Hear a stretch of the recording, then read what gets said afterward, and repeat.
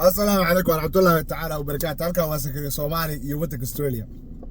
Ariyana maanta halkan ka taabanaya wadanka Australia. Qofka u soo socda Australia imow. Dadka Afrika ka yimid waa Australia laba ciladood bay leedahay. Caan ku tahay. Caan.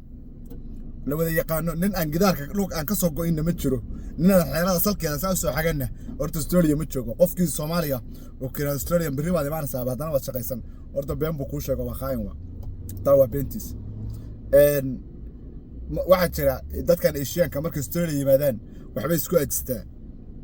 fududaysa inuu qof gaari kaxeeyo oo hore bay gaariga u soo bartaan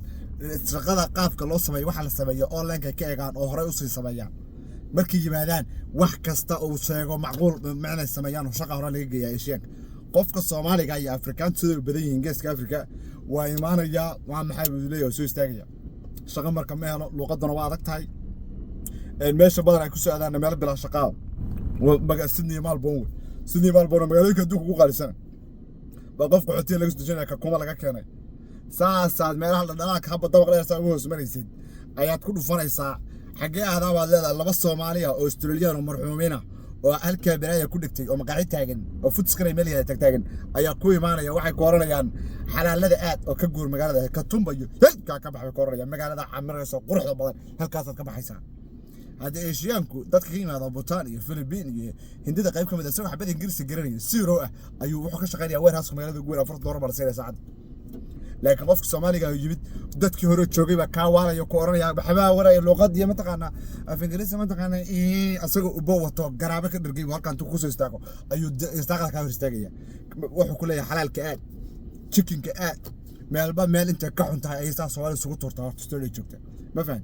دلق بس قصيان ما قراي سلطان واحد قراي معقول وي او قف قد سوق قحتين بري شقيسه معقول ما معقول شقي كره لكن مع صاوي قف كينا هلكا وتمانتان واتبتا انو marka ay tataasa qofkii ugu horeeyay maqaaxib aan ugu yimid kafee baan cabay waxaan ku yiri maxaan sameeyaa ninkii maqaaxida laftigeeda tikliya soo qabsaday ugu yiri xalaalada aas halkaas aad ka baxaysaa bas ka tigsan iyo adigu xoogaa ni weyna waa tahay dhalinyarada waa tahay adigu maartay xalaalada ama taksiga irsaaqadii kale oo dadka ka wada ximaanaya iyo wixii nag ma fahantaa halkaas la isku galayaa marxuumiin mugdiyaal ma fahantaa baa horta ugu imaanaysa ha dhageysan cidna aan rubaysan ugu toodi meesha waxa isku aadaadso Malaysia hadda joogtid ama Kenya gaariga sii baro gaariga isku day inaad baratid maalin kasta lacag ku bixi biilka lagu soo diray qayb gaari gali gaariga kaxay ma kaxaysa shaqooyinka warehouse-yada iyo Australia YouTube ka daawo soo baro فوق لفت ميل غوريسada baro waxa soo adoo wax wata soo gal hora ka shaqo galaysa ee shaqo sameeyaan dadka Botania ka yimaada ee shaqada naga faqsan Pakistan iyo gidi way yimaadaan hore ka shaqeeyaan fujaan Ingiriis soo garanay waliga Australia hadda anigu maalinta taxana shaqaysan cunkeed Bangladesh futan meel ka shaqeeya shop ka shaqeeya fiidiyoya soo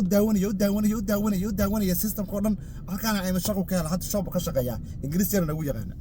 وبنغلاديش فخر واحد هل كيلومتر بنغلاديش واحد كنا هل مليون أوقف أدب في المدينة أنا إنجليز كورونا مدة كلا حاجة مركا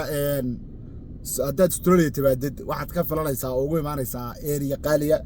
iyo meel xun iyo shaqooyin xun lagu soo aado Soomaalida kan joogtaan anaga ku jirta ma ahane oo telefoon ku dhigto